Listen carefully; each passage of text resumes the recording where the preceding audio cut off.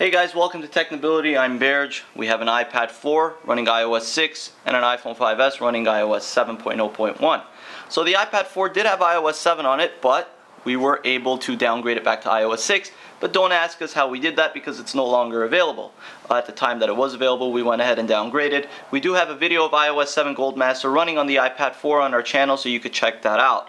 Alright, now let's just go ahead and get started right off the bat. You could see the lock screens, very much different. Of course, with the iPad with iOS 6, you don't have access to the notification center up here. You also don't have the control center.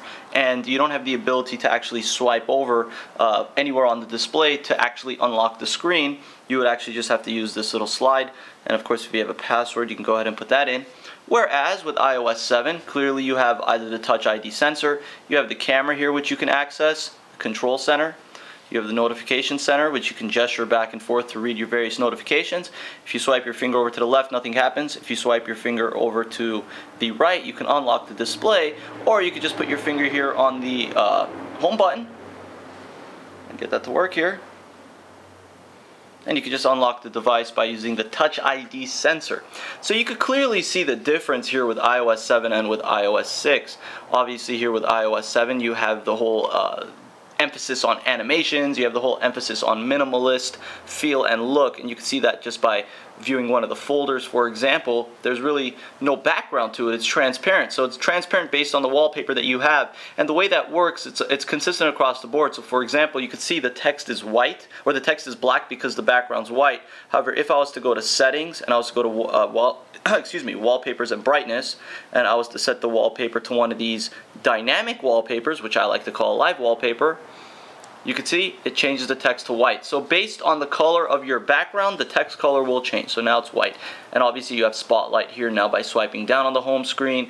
You have a gesture-based system. So if I was to go back to settings, I could just swipe back and gesture back to wherever it was that I want to go back to. And that applies also in the browser. So if I'm in the browser and I want to gesture back, I can do that by just swiping back, or you can even swipe forward to websites that you were at, or websites that you want to go back to. So it's a nice feature, it's a nice addition to the system and the UI. I think they've really kind of, grown with the times, made it a bit more modern for individuals who are frankly tired of iOS 6. But with that said, at the same time, a lot of people are content or are perfectly fine with iOS 6. So the whole iOS 7 upgrade may not necessarily be for them. And you can see the folders here. You have the whole skeuomorphic shadow gradient feel here. You can obviously see that with the gray background. You see it has skeuomorphism, which is basically the idea of an icon or a background looking like that actual icon. Like if you have contacts, for example, looking like a Rolodex, it's intentionally supposed to look like a Rolodex. Whereas with iOS 7, contacts is now basically a very simplistic icon. It still does have a little bit of the shadows going on, but it's definitely not as graphically intensive as the icon here on iOS 6. So clearly two different philosophies. And in a way, it kind of goes to show you the evolution of Apple, because their philosophy was always with graphics and having something that's graphically intensive.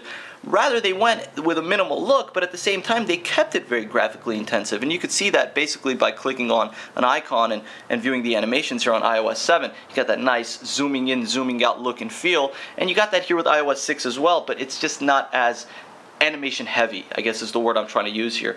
And of course you have the different multitasking as well. You double click. Multitasking here actually shows you a card type system that you could swipe away 3 at a time.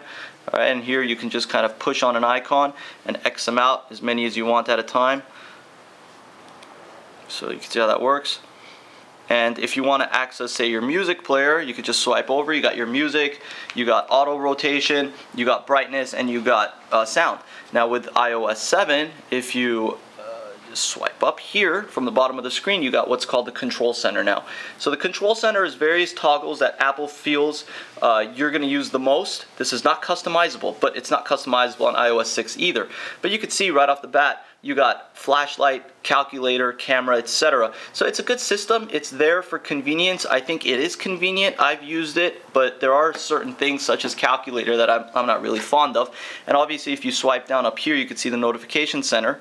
Alright, it's just very small. Now with iOS 7 on the iPad, the notification center actually takes up the entirety of the screen, but the content is still flat in the middle. So in any case, the notification center, for the most part, does the same thing. You still got the ability to put stocks, weather, etc. But now you have this whole gesture-based system, and it looks a little bit better. It's got the whole transparent feel, which, if you go to settings, and you go to general, and you go to accessibility, you could change the whole transparency of the folders, of the notification, and the control center by basically increasing contrast. So if you increase contrast here, or was it increase contrast? Yeah, so you can see now it's no longer transparent. So if I turn that off, you can see now, once again, transparent. So really, it depends on whether you like that whole transparent feel or you don't. iOS 7 is very colorful. It's very bright. It's obviously, you can see just based off the wallpapers that they offer you, it's very bright, it's very out there, even with the live wallpapers. I mean, look, you got this red one here, which is quite interesting, but hey, some people like red, so you can see that red background. Colorful, that's what they're going for. They're going for a feel and a look that's going to stand out and pop out when you look at it. That's what they want to go for here with iOS 7.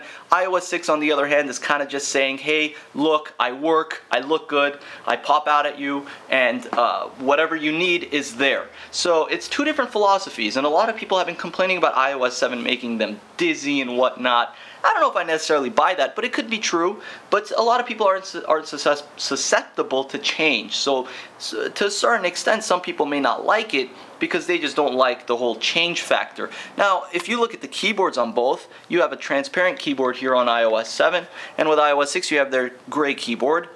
Alright, iOS 6 and beyond, or below, so iOS 5 and everything below that, you have their whole gray scheme. You still get that sometimes with iOS 7, depending on where you're at in the browser, for example.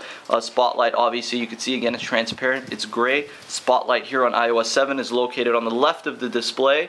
So again, two different philosophies. You know, this red is definitely giving me a bit of a trip, if that's the right word to use. So let's go ahead and actually change that back to the purple, which I don't know, to some people may not be any better than the red, but in any case, they're both very similar. They have the same whole dynamic live wallpaper thing going on, just different colors. Alright, so again, with iOS 6, you can see the settings here. I guess they're similar. I mean, they do the same thing. I mean, all the options are basically practically the same, but again, they look a little bit different. You can see it's very flat, minimal, and utilitarian here with iOS 7, whereas with iOS 6, you have more of a kind of popping out feel and look. I want to use the word skeuomorphism again. Again, they got rid of all the skeuomorphics, which isn't prevalent everywhere, because there are some apps here on iOS 7, such as Notes and Reminders, that still do have somewhat of a gradient effect and a little bit of a texture going on with the app. So that's similar there. Now, if you want to see third-party apps or just the way things run, a lot of people talk about iOS 6 being slightly faster, and to a certain extent that's true. Let's go ahead and just open both. Open the same task here on both. And obviously you have older hardware here. You have the A7 64-bit CPU here. So, all right, let's go ahead and open music. Very similar, right? I mean, you don't really see much of a speed difference here. Photos, obviously the galleries are very different as well. But you have the same thing going on here with pinching and kind of maneuvering around the pictures and whatnot. And you can just kind of pinch in. And you can see if I click here, I got the image. You have edit, so you have the editing options here as well. The same applies here with iOS 7, you have the editing options here in the gallery. Alright, so you can see how that works. They just look a little bit different from one another, but they practically do the same thing. You could cancel here, you could cancel here.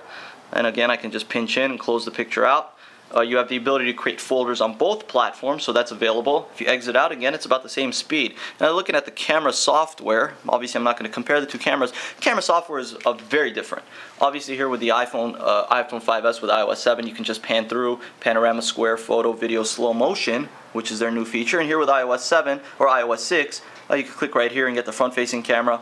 Go back to the rear camera. You have options right here. So you got grid. Obviously this is where you take the picture. You can see when you take the picture, it just kind of shows the preview of it goes right down here to the left side, which is where your image is located. And here on iOS 7, if you take a picture, okay, just kind of takes the picture and moves it here to the bottom left hand side, which is where the preview is located. So it doesn't have that nice looking animation, but again, it's weird because iOS 7 in many ways is emphasizing on animations, but in other areas it's not. So it's kind of it's not redundant, but it's not as consistent as some people would like it to be, but it's getting there. I mean, it's a new OS, guys. It's Apple going with a completely new look. Here, if I go to sounds, Go to text tone, classic. Alright, so it's a little bit different sounding. I go here, go to tritone here. See that?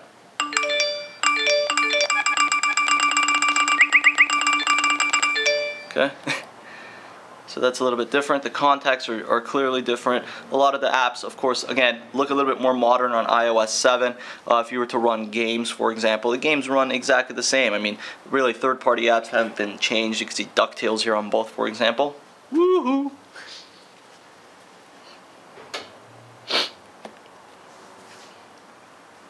Obviously loads faster, a little bit faster on the 5S. It says no ducks were harmed in the creation of this game, and we hope that's true.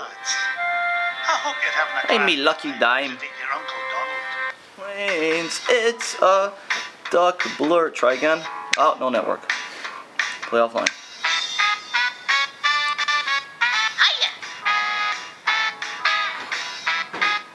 Okay. So both of them look perfectly fine. And exiting out, easy breezy 1, 2, 3. Alright, so again, both are very similar in their operations. iOS 7 just has a little bit more emphasis on animations. A lot of people like it, a lot of people have differing opinions, a lot of people don't like it. I've interviewed a lot of people who have been very indifferent about it.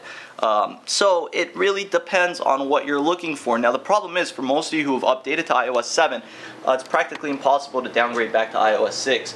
How we were able to do it, you know, it was a process that was available prior to them basically putting a block on that process. So at this point, you know, we like iOS 7, we really do. A lot of people have different opinions, that's fine. Again, it's on the eye of the beholder, it depends on how you feel about it personally. But us personally, we do really like what the whole OS and UI feel of iOS 7 presents. But at the same time, we do like iOS 6 as well. So they both present their own uniqueness. Now, is Apple going to eventually give in to the pressure and say, hey, we'll give you the option to downgrade back to iOS 6? No. Don't expect that to happen. It's not going to happen. Apple is dead set on making iOS 7 the next. Basically, you're going to have to upgrade to it, to iOS 7. You really have no choice at this point. If you don't, then eventually you're going to be stuck with a previous version of iOS, which may not be supported by Apple or by developers in the future. So keep that in mind when you're in the process of not wanting to upgrade to iOS 7. And other than that, again, the philosophies are basically the same, but the look and the feel is completely different. So if you have any questions or concerns about either of these platforms, go ahead and ask us in the comment section below. Otherwise, I'm Berge. Thank you guys for watching Technibility. This is the iPad 4 running iOS 6. This is the iPhone 5S running iOS 7.0.1. Thank you guys for watching. Don't forget to check out www.technibility.com. And of course, subscribe to the channel. Thank you guys.